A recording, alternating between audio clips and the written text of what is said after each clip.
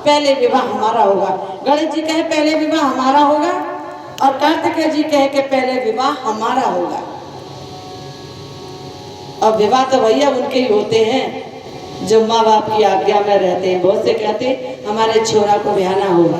अरे गुण होते गणेश जी इनके से हैं, जो माता पिता को ही सब कुछ माने, माता पिता को तीर्थ माने, माता पिता को ही देवता माने, सर्वस्व माता पिता को माने।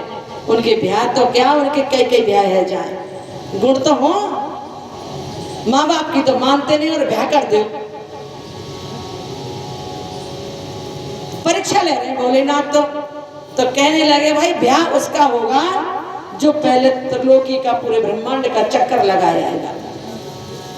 कार्तिकेय जी ने इतना ही सुना तो परीक्षा ले रहे थे, देखते ही क्या करते हैं बच्चे, कितना ज्ञान है, किसमें कितनी बुद्धि है। अब गणेश जी में तो बुद्धिदायक है वो तो कार्तिकेय जी तो लेके मोर पे बैठकर सीधे ही गए, हैं उड़ गए, प्याऊ प्याऊ प्याऊ प्याऊ प्याऊ प्याऊ प्याऊ प्याऊ प्याऊ प्याऊ प्याऊ मोर चले गए। लेकिन गणेश जी सोच रहे हैं मैं तो तीर्थों पे नहीं जा सकता, हाँ मैं क्या करूं। इतने में नारद जी चले आए। नारद जी पे सब युक्ति है।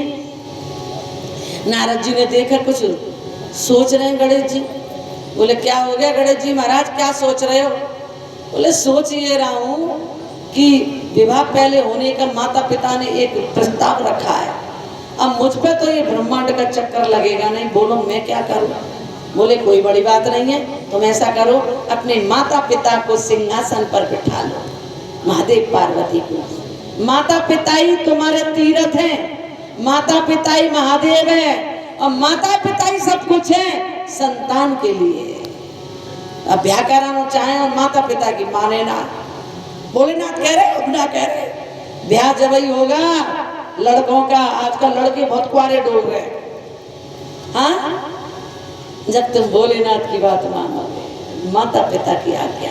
तुरंत उन्होंने सिंहासन पर बिठाया और उनके साथ परकम्मा दे दी माता पिता की, और परकम्मा दे के नहीं प्रणाम करके और बैठ गए। भोलेनाथ ने तुरंत उनका विवाह हाँ करा दिया। उनके दो रिद्धि सिद्धि पत्नी आई। अब ये तो श्राप किसका था? तुलसी का, वो तो होना ही था। बोलो गणेश जी महाराज की जय हो। रिद्धि सिद्धि यानी कि जो गणेश की पूजा करेगा, ध्यान दो, जो गणेश की पूजा करेगा, जो माता पिता की सेवा करेगा, उनके गणेश जैसा बेटा आएगा। और गणेश जैसा बेटा आएगा तो रिद्धि सिद्धि हो जाएगी, और रिद्धि सिद्धि हो जाएगी तो शुभ और लाभ भी हो जाएगा, और शुभ लाभ भी हो जाएगा तो आमोद प्रमोद आनंद भी बनते रहेंगे और संतोष भी आ जाएगा। संतोषी पुत्री है गणेश जी की। तो गणेश जी का रिद्धि सिद्धि के साथ विवाह हुआ और दो पुत्र हुए, शुभ और लाभ। और शुभ लाभ के दो बेटा हुए हैं, आमोद और प्रमोद। शुभ लाभ की कौन है? पत्नी कौन है? तुष्टि पुष्टि। और तुष्टि पुष्टि से उनके दो आमोद प्रमोद नाती भाई, यानी कि पूरा परिवार फुल हो गया। अगर अपना परिवार हरा भरा चाहते हो, आज की संतान के लिए हमारी तरफ देखो, क्या नाम है तुम्हारा? अपना अपना आगे का ग्रस्त जीवन परिवार भरा भरा चाहते हो तो माता पिता ही सब कुछ है, उनकी सेवा करो, पूजा करो, आज्ञा में रहो।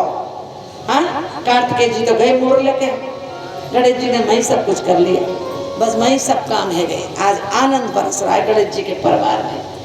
उधर कार्तिकेय जी तीर्थ करके आ रहे साहब। जब तीर्थ करके आए तो रास्ते में मोर उतरा धीरे धीरे नीचे कैलाश पे। तो पूछा कि कहाँ से? बोले माँ ब्याह भी है गयो, बहू भी आ गई, नाती भी है गए, पोता भी आएगा और पोती भी आ गई संतोषी माता, और तुम अब आए। यहाँ तो सब काम है गए और कराए खुदर नहीं है। आज कार्तिकेय जी ने कैलाश पर आकर के माता पिता को वंदन किया और वंदन करके वहां से चले जाते हैं। और कहाँ जाकर बैठे? क्रौंच पर्वत पे। क्रौंच पर्वत पे जाकर बैठ गए थे। लेकिन पार्वती जी कहने लगी, ध्यान देना, कथा बहुत मोड़ खा रही है। एक दिन पार्वती जी बैठी हुई थी, कहने लगी भोलेनाथ से कि आप तो कहते थे कि हमने सुना है कि आप पूर्ण परमात्मा हैं, लेकिन आपने तो एक पुत्र का तो विवाह तो किया ही नहीं, तो अपूर्ण है कि नहीं है? परिवार में एक अपूर्णता तो है ना। तो आज कहने लगे भोलेनाथ, ठीक है, आज से मेरी आधी परिक्रमा होगी, आधी परिक्रमा, मेरी पूरी परिक्रमा नहीं होगी। तो आज भोलेनाथ के जब मंदिर पर जाते हो तो परिक्रमा पूरी नहीं होती उनकी, हैं? 3 परिक्रमा देते हैं और ऐसे जिलेरी से वापस आ जाते हैं। जिलेरी से शुरू होते और ऐसे आके और ऐसे झट वापस आ जाके वो 3 परिक्रमा लगती हैं। इसीलिए लगती है। पार्वती जी ने कहा आप अपूर्ण हो। आपने तो कहा था पूर्ण परमात्मा, हमने सुना है, कहा अगर पूर्ण परमात्मा होते हैं, विवाह नहीं हुआ, एक पुत्र तो आपका कुंवारा ही रह गया। तो इसलिए 3 परिक्रमा बताई गई है।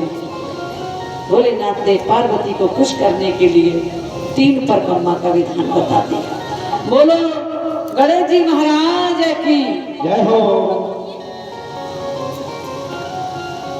इसीलिए क्रौंच पर्वत पर जा बैठते हैं तो हर अमावस्या को महादेव और पार्वती मिलकर के वहां पर जाते हैं। यानी महादेव पार्वती क्रौंच पर्वत पर गए तो क्रौंच पर्वत से कम 2-3 किलोमीटर दूर जाकर के बैठ गए। कौन? कार्तिकेय जी। तब वहां पर महादेव और पार्वती ने मिलकर के वहीं पर स्थापित हो गए, ज्योतिर्लिंग बनाया। क्योंकि महादेव और पार्वती मिलकर के जाते थे, मिलकर जाने के कारण उस ज्योतिर्लिंग का नाम मल्लिकार्जुन पड़ा। अर्जुन शिव का नाम है और मल्लिका का मतलब मिलकर जाते थे, इसलिए ज्योतिर्लिंग है मल्लिकार्जुन। हाँ, बोलिए मल्लिकार्जुन ज्योतिर्लिंग की।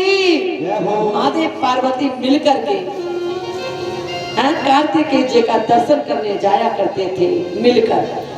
वहां पर मल्लिकार्जुन ज्योतिर्लिंग नाम पड़ा क्योंकि मिलकर के महादेव और पार्वती जाया करते थे। बोलो शंकर भगवान की।